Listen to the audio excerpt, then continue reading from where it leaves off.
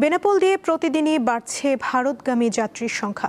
ভারতীয় ইমিগ্রেশনে উন্নত সেবা, দ্রুত কার্যক্রম ও যাত্রী বান্ধব আচরণের কারণে বাংলাদেশিদের মধ্যে নতুন করে আস্থা তৈরি হয়েছে। দেশের বৃহত্তম স্থলবন্দর বেনাপোল আন্তর্জাতিক চেকপোস্ট দিয়ে বাংলাদেশি পাসপোর্ট যাত্রীদের যাতায়াত আরও বাড়তে শুরু করেছে।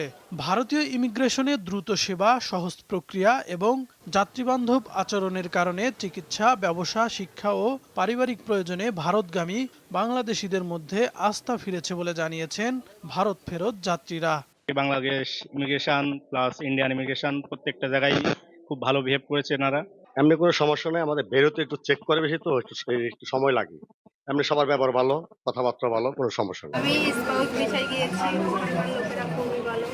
এখানে ইন্ডিয়ান ইমিগ্রেশনে কোনো অসুবিধা হয়নি। তো ফ্রেন্ডলি, কেউ ওই রকম খারাপ ব্যবহার করেনি। তারপর হচ্ছে ইন্ডিয়ান ইমিগ্রেশনে আজকে আমরা আসলাম, কোনো সমস্যা হয়নি। তারা জানান, ইমিগ্রেশন কার্যক্রম সম্পন্ন করতে আগের মতো দীর্ঘ সময় অপেক্ষা করতে হচ্ছে না। কোনো ধরনের হয়রানি বা অসৌজন্যমূলক আচরণের মুখোমুখিও হচ্ছেন না কেউ। এতে সীমান্ত পারাপার আরও স্বস্তিদায়ক হয়েছে।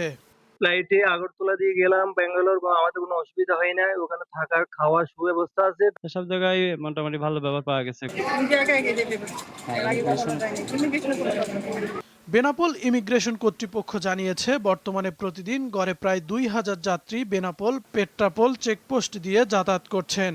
এর মধ্যে ৫০০ থেকে ৭০০ বাংলাদেশি ভারতে যাচ্ছেন। দীপ্ত বার্তা কক্ষ।